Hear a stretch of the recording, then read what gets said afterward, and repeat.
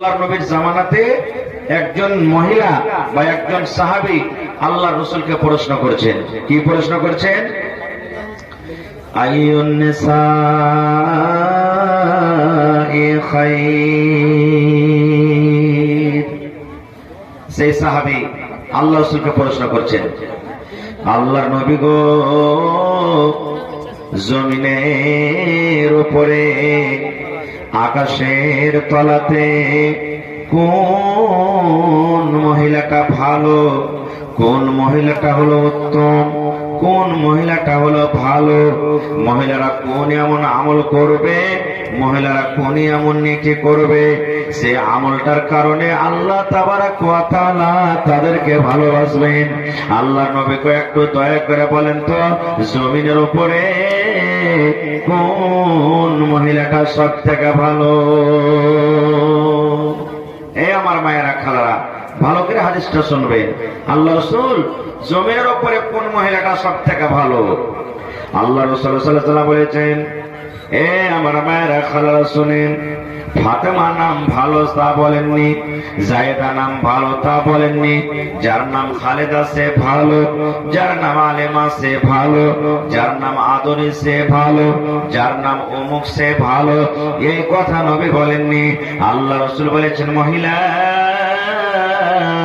তোমরা কান করে শুনে নাও, যে মহিলার মধ্যে তিনখানা গুণ থাকবে, যে মহিলাদের মধ্যে তিনখানা সিফাত থাকবে, যে মহিলার মধ্যে তিনখানা গুণ থাকবে, দয়ার নবী বলেছেন ওই মহিলা আল্লাহ তাবারাক ওয়া তাআলার নিকটে সব থেকে উত্তম। কয়খান গুণ? তিনখানা গুণ। যে মা, যে খালা, যে দাদি, যে নানি, যে মায়ের মধ্যে তিনখানা গুণ থাকবে, ওই মহিলাটা আল্লাহ তাবারাক ওয়া তাআলার নিকটে সব থেকে ভালো।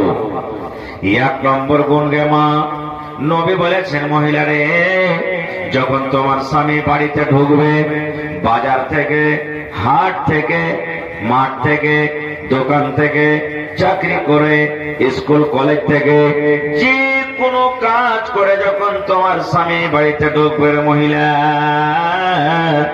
তখন তোমার স্বামীর জন্য তুমি ইস্তেকবাল করবে, তোমার স্বামীর জন্য তুমি রেডি হয়ে থাকবে, তোমার স্বামীকে তুমি ওয়েলকাম স্বাগতম জানাবে। নবী বলেছেন, মহিলা যখন তোমার স্বামী বাড়িতে ঢুকবে, তোমার স্বামীর মুখের দিকে একটু নজর করবে, তোমার স্বামীর দিকে একটু তুমি দেখবে, দেখা পর তুমি 10 গ্রাম 15 গ্রাম একটু খানিক মুচকি হাসি দিবে। যদি তুমি তোমার বাড়িতে ঢোকার সাথে সাথে তোমার স্বামীর মুখের দিকে দেখে যদি তুমি একটু তোমার স্বামীকে হাসিতে পারো, নবী বলেছেন, মহিলা জমিনের ভিতরে ওই সমস্ত নারীদের মধ্যে ওই মহিলা হলো আল্লাহর কাছে প্যারি। মাইকম্যান আছে নাকি ভাই? মাইকম্যান আছে নাকি? আল্লাহ রাসূল বলেছেন, মহিলা যখন তোমার স্বামী বাড়িতে ঢুকবে, তোমার স্বামীর দিকে তুমি একটু নজর করবে, আর একটুখানি তুমি মুচকি মেরে তোমার স্বামীকে যদি হাসিতে পারো, আল্লাহ রাসূল বলেছেন ওই মহিলাটা হলো সব থেকে উত্তম। কিন্তু ভাইয়েরা কো বলবো, আপনি যখন বাড়িতে ঢুকবেন, কাম কাজ করে বাড়িতে এলেন, আপনার স্ত্রীটা বাড়িতে আছে, ও আপনার চেহারাতে দেখে যদি একটু মুচকি হাসে, আর আপনার যদি মন খারাপ হয়ে থাকে আর উল্টা পুল্টা আপনি তাকে গাল চালু করে দিলেন, সারাদিন কাম কাজ করে আসছি, আমার কি হয়েছে আমি জানছি, আর খাইচার ল্যাবলাব করে দেখ মুখ দেখো তো হাসি, এরকম করে হাসবে রে ভাই? জীবনে হাসবে না। আপনি এমন বাড়িতে ঢুকছেন মনে হয় মালাকুল মত আজরাইলি বাড়িতে ঢুকছে, এমন খান্নাসে ঢুকছেন মনে হয় মুখে 2.5-3 কিলো পাউরুটির বিস্কুট ভরা আছে। আপনাও যখন বাড়িতে ঢুকবেন, আপনি যখন বাড়িতে ঢুকবেন, আপনাকে দেখে যেন আপনার স্ত্রীটা যেন খুশি হয়ে যায়, ওর মনটা যেন হায়রা হয়ে যায় যে আমার স্বামীটা খুব ভালো আছে। না হলে আপনি মনকে গাড়োয়া করে ঢুকবেন, আপনার মনটা খারাপ হয়ে থাকবে, তো আপনার স্ত্রীর মুখ দেখে কেমন করে হাসি বাড়াইবে, জীবনে কোনোদিন বাড়াইবে না। 3 নম্বরের মধ্যে নবী বলেছেন, হে মহিলার দলেরা তোমরা শোনো, তোমার দিলে যত ব্যথা থাক, তোমার দিলে যতই দুঃখ থাক, তোমার দিলে যতই ব্যথা হোক, নবী বলেছেন মহিলা যখন তোমার স্বামী বাড়িতে ঢুকবে, তোমার স্বামী যখন বাড়িতে আসবে, তোমার স্বামীর দিকে দেখে তোমাকে 10 গ্রাম 5 গ্রাম 50 গ্রাম তোমাকে একটু দেখে হাসে যেতে হবে। যে মহিলা নিজের স্বামীর মনটাকে কাটতে পারবে, যে মহিলা নিজের স্বামীর মনটাকে খুশি করতে পারবে, নবী বলেছেন মহিলা আল্লাহ তাবারক ওয়া তাআলার নিকটে ওই মহিলা হলো সবথেকে উত্তম। যতই ব্যথা থাক দিলে, এক টাকার উদাহরণ দেবো ভাই, আমি বেশি কথাকে লম্বা করবো না। খুব কেমন ভাবে আমার মায়েরা খালারাকে নিজের স্বামীকে খুশি করতে হবে, কেমন ভাবে স্বামীরকে ইস্তেকবাল করতে হবে, আমার মায়েরা খালারা নিজের স্বামীর সাথে কিভাবে জীবন যাপন করবে, একটা সহিহ হাদিস বুখারী শরীফের হাদিস আপনাদের সামনে তুলে ধরছি। ভাইরা মায়েরা ভালো করে শুনবেন। আল্লাহর নবী একদিন মসজিদে বসে আছেন। আজকে যেমন জালসা শুনতে এসেছেন আপনারা, সাহাবায়ে কেরাম মসজিদে বসে আছেন। এবার নবীজি সাহাবীদেরকে বললেন, হাগো অমুক জায়গাতে লড়াইতে, জিহাদে বা তার দাওয়াতের কাজে, দিনের কাজে যেতে হবে, তাবলীগের কাজে, তো তোমরা কে কে যাবে বাবা বলো তো। তো একজন সাহাবী বলছেন, হুজুর আমি যাব, আমার নাম লেখেন। আরেকজন সাহাবী বলছেন, হুজুর আমার নাম লেখেন। আরেকজন সাহাবী বলছেন, হুজুর আমার নাম লেখেন। এই করতে করতে করতে কয়েকজন সাহাবী নিজের নিজের নাম লিখে দিলেন, আমি যাব জিহাদের কাজে বা তাবলীগের কাজে। এবার সমস্ত লোকের যখন নাম লেখা হয়ে গেল, তখন নবীজি সাহাবীদেরকে বললেন, রে আমার সাহাবীর দল, তোমরা নিজের নিজের বাড়িতে চলে যাও, তোমরা নিজের মায়ের সাথে দেখা করো, নিজের আব্বার সাথে দেখা করো, বিবির সাথে তোমরা দেখা করো, ছেলে মেয়ের সাথে তোমরা দেখা করো। কারণ আমি নবী জানি না তোমরা লড়াই করতে যাবে, যুদ্ধ করতে যাবে, তোমরা লড়াইয়ের ময়দান থেকে আর করতে পারবে কি পারবে না, যুদ্ধের ময়দান থেকে তোমরা আর করতে পারবে কি পারবে না। এই জন্য সাহাবীরা তোমরা নিজের বাড়িতে চলে যাও রে বাবা, নিজের মেয়ের সঙ্গে দেখা করে নাও, ছেলের সাথে দেখা করে নাও, বিবির সাথে সালাম কালাম করে নাও। মা যদি বাড়িতে আছে, মায়ের সাথে তোমরা সালাম কালাম করার পর তোমরা জিহাদের ময়দানে তোমরা চলে যাও, যাও নিজের নিজের বাড়িতে তোমরা দেখা করে নাও। সব সাহাবীদের কথা বলতে পারা যাবে না। একজন মহিলা, একজন সাহাবীর কথা আপনাদের সামনে বলবো, যার নাম হলো আবু তালহা রাদিয়াল্লাহু তাআলা আনহু। সেই সাহাবী বাড়ি গেলেন। আবু তালহার স্ত্রীর নাম কি? বিবি রুমাইসা। আবু তালহার স্ত্রীর নাম বিবি রুমাইসা। এবার বাড়িতে গেলেন। বাড়িতে যাওয়ার পর বিবিকে বললেন, আসসালামু আলাইকুম ওয়া রাহমাতুল্লাহ। হ্যাঁ, স্ত্রীকে সালাম দিবেন। আপনি দিল্লি যাবেন, বিবিকে সালাম দিয়ে যাবেন। আপনি পাঞ্জাব চলে যাবেন, বিবিকে সালাম দিবেন। ফোন যখন করবেন, বিবিকে সালাম দিবেন। মায়েরা খালারাকে বলবো, যখন স্বামীর সাথে গল্প করবেন, তখন আপনি যেমনই মোবাইলে আপনি ফোন লাগালেন, ফোন যেমন আপনার স্বামী রিসিভ করে নিলে, ফোন রিসিভ করার সাথে সাথে সুন্দর করে আদর করে নিজের স্বামীকে আপনি সালাম দিয়ে দেন। কিন্তু সালাম কি দিবে ঘোড়াটি? ভাইয়েরা এমন আছে কে রে, বুঝার মা কেমন আছিস, এই বুঝার মা বলেও শুরু করবে গল্প। মা খালারা এমন আছে, কে জি ভোল্টুর বা কেমন আছো তুমি, এই ভোল্টুর বাপ বলেও শুরু করবে গল্প। হ্যাঁ, সালাম কালাম কি জিনিস ও কিছুই জানে না, বুঝে না। না, সালাম করবেন। এ ভাই মুসলমান, মা খালাদের মধ্যে, ভাইদের মধ্যে তো এমন আছে যে সালাম তো দিবে, কিন্তু সালামটা কিভাবে দিতে হয় জানে না। মেলায় ভাইকে দেখবেন, মেলায় মা খালাকে দেখবেন, সালাম দিবে কেমন করে, বিহার সাথে গল্প করবে, কুটুমের সাথে গল্প করবে। সালেম আলাইকুম বিহাই, সালেম আলাইকুম, সালেম আলাইকুম। কোনদিন সালেম আলাইকুম হয়েছে রে ভাই? আসসালামু আলাইকুম বলতে হবে, সালেম আলাইকুম কোন সালাম হয় না। এই জন্যই সমস্ত জিনিস শিখতে হবে। খায় যা হোক, তো স্ত্রীর সাথে আপনি মুসাফা করতে পারেন। একটা পুরুষ কার সাথে মুসাফা করবে? ওরে সুবহানাল্লাহ, যার সাথে বিয়ে করা হারাম, আল্লাহ শরীয়তে যার সাথে বিয়ে করা হারাম করে দিয়েছেন, জীবনে কোনোদিন তাকে বিয়ে করতে পাবে না। ওরকে আপনি মুসাফা করতে পারেন, যেমন মা বাড়িতে আছে মায়াকে সালাম দিয়ে মুসাফা করতে পারেন, দাদি বাড়িতে আছেন দাদির সাথে মুসাফা করতে পারেন, নানির সাথে মুসাফা করতে পারেন, বোনের সাথে মুসাফা করতে পারেন, বিবির সাথে মুসাফা করতে পারেন, ভাতিজির সাথে মুসাফা করেন, বেটির সাথে মুসাফা করেন, দুধ বহিনের সাথে মুসাফা করেন, এই সমস্ত লোকের সাথে মুসাফা করতে পারেন।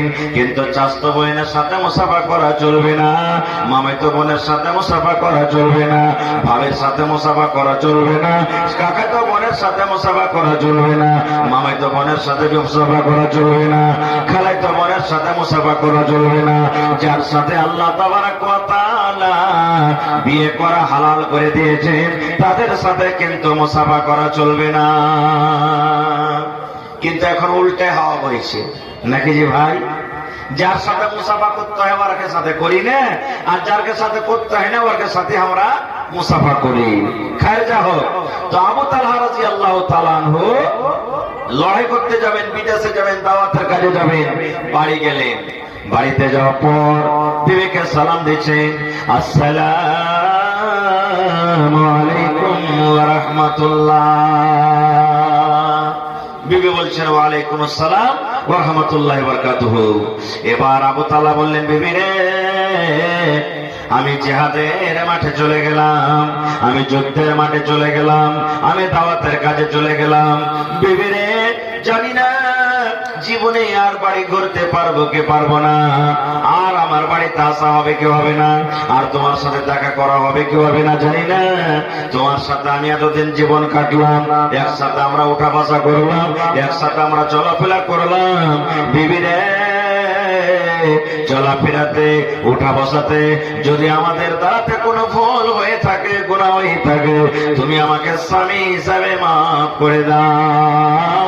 ও আমার ভালোবাসা স্ত্রী, যদি তোমার কোনো, যদি আমি হকটা আদায় করতে না পারে, যদি তোমার কোনো হক যদি আমি বাকি রেখে থাকি, তুমি আল্লাহর ওয়াস্তে দয়া করে আমাকে মাফ করে দাও।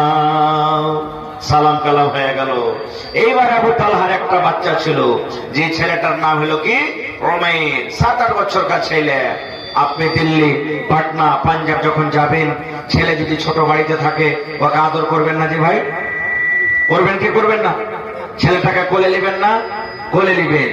হযরত আবু তালহা রাদিয়াল্লাহু তাআলা আনহু বিবিকে ডাক দিয়ে বলেন, বিবি রে, কই আমার কলেজের টুকরা উমাইর কই? কই আমার ছেলেটা কই? কই আমার উমাইর কই? আমি এক নজর তাকে দেখবো, একটুখানি দেখবো। এবার বিবি রমেশা বললেন, ও স্বামী গো, আপনার কলেজার টুকরা উমাইর এই দেখেন বেমারি হালাতে আছি, এমন জ্বর এসেছে, এমন শরীরটা গরম হয়ে আছে, তাকে এমন ভাবে বেমারি হয়েছে, আমার ছেলে আপনার সাথে কথা কহার মতন কিন্তু এখন আর হিম্মত রাখে না। আপনার ছেলেকে জ্বর হয়েছে, আপনার ছেলে বিছানায় পড়ে আছে। বন্ধুরে আমার, আমার মায়েরা খেলারা দেখেন, যেমনই কথাটা বলা, হযরত আবু তালহা রাদিয়াল্লাহু তাআলা আনহু বিবেকে বলছেন, বিবি রে, আমার ছেলে তুমি খেয়াল রাখিও। আমি ছেলেকে দোয়া দিয়ে গেলাম, আযবিল বাস রব্বান নাস ইশফি আনতা শাফি লা শিফা ইল্লা শিফাউকা শিফা লা ইউগাদিরু সাকামা। বিবি রে, চললাম, আমার ছেলেটার তুমি দেখাশোনা করিও। হযরত আবু তালহা রাদিয়াল্লাহু তাআলা এবার চলে গেলেন বিদেশ। কতদিন থাকলেন? 1 দিন থাকলেন, 2 দিন থাকলেন, 5 দিন থাকলেন, 10 দিন থাকলেন, মাস থাকলেন, 2 মাস থাকলেন, কতদিন থাকলেন আর কিন্তু হাদিসে নাই। এবার হযরত আবু তালহা রাদিয়াল্লাহু তাআলা আনহু যখন বাড়ির থেকে রওনা হবেন, যখন বাড়িতে আসবেন, এবার হযরত আবু তালহা বিবি রমেশাকে চিঠি লিখছেন, বিবি রে, আজকে আমি তোমার স্বামী আবু তালহা তোমাকে চিঠি লিখি, আমি আগামী মাসের 5 তারিখে বাড়িতে ঢুকবো, আগামী মাসের 10 তারিখে বাড়িতে ঢুকবো, কিংবা আগামী মাসের 1 তারিখে বাড়িতে ঢুকবো। এই মতো হযরত আবু তালহা রাদিয়াল্লাহু তাআলা নিজের বিবিকে খবরটা জানিয়ে দিলেন। ও আমার ভালোবাসা বিবি, আমি তোমার স্বামী আবু তালহা বলি, আমি তোমার স্বামী আবু তালহা বাড়িতে আসছি। তখন তো ফোন ছিল না ভাই, যে ফোনে একবারে গল্প করবে। তখন চিঠিতে লেখালেখি হইতো। আপনারা চিঠি পাঠাচ্ছেন, ছেলেরা খাটতে গেছে বিদেশে, আপনারা চিঠি পাঠাচ্ছেন, চিঠিতে কথাবার্তা হইতো। তখন কিন্তু ফোন ছিল না। তা আবু তালহা রাদিয়াল্লাহু তাআলা আনহু বাড়ি আসবেন, বিবিকে জানিয়ে দিলেন, ও আমার ভালোবাসা বিবি, আমি বাড়িতে আসছি। কেন ফোন করলেন? আপনারা কো বলি, আল্লাহর রাসূল বলেছেন, যখন তুমি বিদেশ থেকে বাড়িতে আসবে, তোমার স্ত্রীকে তুমি ফোন করে এসো, ফোন করে তুমি জানিয়ে দাও, ফোন করে বাড়িতে এসো। কেন কেন ফোন করবো যে বলো না? এর জন্য ফোন করতে হবে, যেমনই আপনি বাড়িতে ফোন করলেন, ও আদরের মা আমি বাড়িতে আসছি, ও সাদির মা আমি বাড়িতে আসছি, আব্দুল্লাহর মারে আমি বাড়িতে আসি, হালেমার মারে আমি বাড়িতে আসি। যদি আপনার স্ত্রীটা নেককার হয়, যদি আপনার স্ত্রীটা দিনদার হয়, যদি আপনার স্ত্রীটা আল্লাহওয়ালি হয়, তাহলে সঙ্গে সঙ্গে জানবেন, আরে আমার স্বামী ফোন করেছে, আমার স্বামী বাড়িতে আসছে। ফোন করার মানে হলো আপনার স্ত্রীটা যদি নেককার হয়, আপনার স্ত্রীটা যদি দিনদার হয়, যেমনই আপনি বাড়িতে ঢুকবেন, যেদিন আপনি বাড়িতে আসবেন, আপনার জন্য সীতা করে থাকবে, আপনার জন্য তেল মেখে থাকবে, আপনার জন্য সুরমা কাজল লাগিয়ে থাকবে, আপনার জন্য পাউডার লাগিয়ে থাকবে, আপনার জন্য সেন্টওয়ালা তেল লেগে থাকবে, আপনার জন্য নতুন কাপড় পিন্ধে থাকবে, এমন ভাবে আপনার জন্য সেজে থাকবে। আপনি যখন বাড়িতে ঢুকবেন, বাড়িতে ঢোকার পর স্ত্রী থেকে যখন নজর করবেন, আপনার মন খানা ঠান্ডা হয়ে যাবে। কিন্তু হ্যাঁ, স্ত্রী যদি নেককার দিনদার না হয়, আপনি 100 বার করে ফোন করেন না, ওর কিছুই নাই। কি কারণে ফোন করলে না করলে কিছুই বুঝবে না ও। যেদিন আপনি বাড়িতে ঢুকলেন, সেদিন দেখছেন যে ও ঘর ঝাড় দিচ্ছে, সেদিন ঝুল ঝাড় দিচ্ছে, কালি মেখা আছে, গোবর তুলছে, বাড়ি ঘর লেপছে, আর চাকচে কোনো হয়ে নাই। এবার বাড়িতে যখন ঢুকবেন, ঢোকার পর দেখবেন, দুঃসালা হুদমি কাহেকা, হ্যাঁ হট এখান থেকে তুই আমার সামনে। অতটা মনে হয় পাটের আটির জাগের মতন মনে হয় দুর্গন্ধ করছে, ফস্ট এখান থেকে। হ্যাঁ, এতদিন পর বাড়িতে এসেছি, হ্যাঁ মনে হয় আমার জন্য একটু সুন্দর হয়ে রেডি আছে যে ঘুরে থাকবে, তো উল্টা আমি তোকে দেখতে পাচ্ছি, মন খান খারাপ হয়ে যাবে না। এ আমার মায়েরা খালারা, স্বামীর সামনে যত পারবেন সাজেন, যত পারবেন সাজেন, যেরকম ইচ্ছা আপনি সাজতে পারেন, মানে নেই। কিন্তু এখানে উল্টা কথা রে ভাই, আমার মায়েরা খালারা কার জন্য সাজবে জানেন? ভাইয়ের বিয়ে লেগেছে, মামুর বিয়ে লেগেছে, দেওয়ারের বিয়ে লেগেছে, বরযাত্রী যখন যাবে রে মুসলমান, কুটুমের বাড়ি যখন যাবে, কুটুমের বাড়ি যাবে, তখন সুন্দর করে মায়েরা খালারা সাজন পূজন করে যাবে নাকি? স্বামীকে বলবে, হাজি আব্দুল্লাহ বাপ, ভাইয়ের বিয়ে লেগেছে, বুড়ের যেতে হবে, কাপড় গালা ভালো না, 1000 টাকা দামের এখানটা কাপড় গালা কিনে দাও না।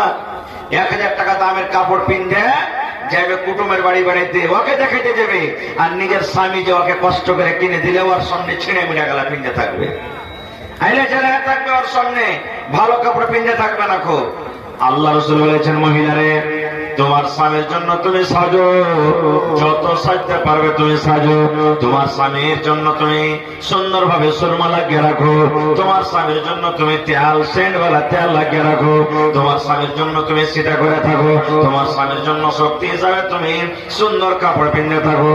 যে মতো তুমি সাজতে পারবে না মহিলা, তুমি সুন্দর করে তোমার স্বামীর জন্য তুমি সাজো।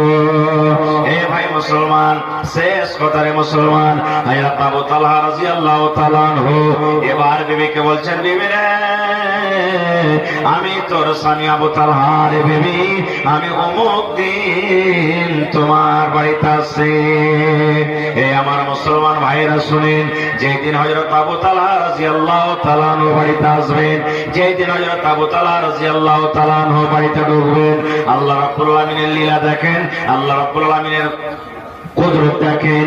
যেদিন হযরত আবু তালহা বিদেশ থেকে বাড়িতে ঢুকবেন, বাড়িতে আসার কিছুক্ষণ আগে ওই যে ছেলেটা বেমারি হালাতে ছিল, যে ছেলেটা অসুস্থ ছিল, সেই ছেলেটা দুনিয়া ছেড়ে চলে গেল, ছেলেটা মারা গেল। ধরেন হযরত আবু তালহা রাদিয়াল্লাহু তাআলা আনহু 1 ঘন্টা পর বাড়িতে ঢুকবেন, 1 ঘন্টা পর বাড়িতে আসবেন, বাড়িতে ঠিক ঢুকার 1 ঘন্টা 2 ঘন্টা আগে আগে ওই ছেলেটা দুনিয়া থেকে চলে গেল, ছেলেটা মারা গেল। এবার আপনারা বলেন সুবহানাল্লাহ, স্বামী বাড়িতে ঢুকছেন, বিবি রমেশা বলছেন আল্লাহ কি করব? আল্লাহর নবী বলেছেন ওই মহিলা হলো সব থেকে উত্তম আফজাল, যে মহিলা যখন তার স্বামী বাড়িতে ঢুকবে আর ঢোকার সময়তে স্বামীর মুখের দিকে যদি একটু হাসি তুলতে পারে, স্বামীর মুখে যদি একটু হাসি ফুটাতে পারে, ওই মহিলাটা সব থেকে উত্তম। আল্লাহ আমি এখন কি করব? এদিকে আমি বাড়িতে আমার ছেলে মারা গেল, আমার স্বামী আসছে, আমি ছেলের জন্য কি করব আর স্বামীর জন্য কি করব? ভাবা চিন্তা করে এবার বিবি রমেশা বাড়ির সমস্ত লোককে জমা করে দিলেন। জমা করে দেওয়ার পর এবারে হাজরাত রমেশা রাদিয়াল্লাহু তাআলা আনহা বলেন, ও আমার বাড়ির লোকেরা তোমরা শুনে নাও, ও আমার বাড়ির বোনেরা তোমরা শুনে নাও, ও আমার বাড়ির লোকেরা তোমরা শুনে নাও। আমার স্বামী আবু তালহা বিদেশ থেকে বাড়িতে আসছেন, আমার ছেলেটা মারা গেল রে, আমি ওই ঘরে তাকে সুন্দর করে ঢেকে রেখে দিলাম, সুন্দর করে কাপড় দিয়ে তাকে ঢেকে দিলাম। আমার ছেলের কথা তোমরা খবরদার খবরদার আমার স্বামীকে তোমরা জানাইও না, সময় মতো আমি নিজে আমার স্বামীকে আমি জানিয়ে দেব। খবরদার খবরদার, এই আমার ছেলেটা মারা গেছে, এই মরার খবরটা আমার স্বামীকে তোমরা খবরদার জানাইও না।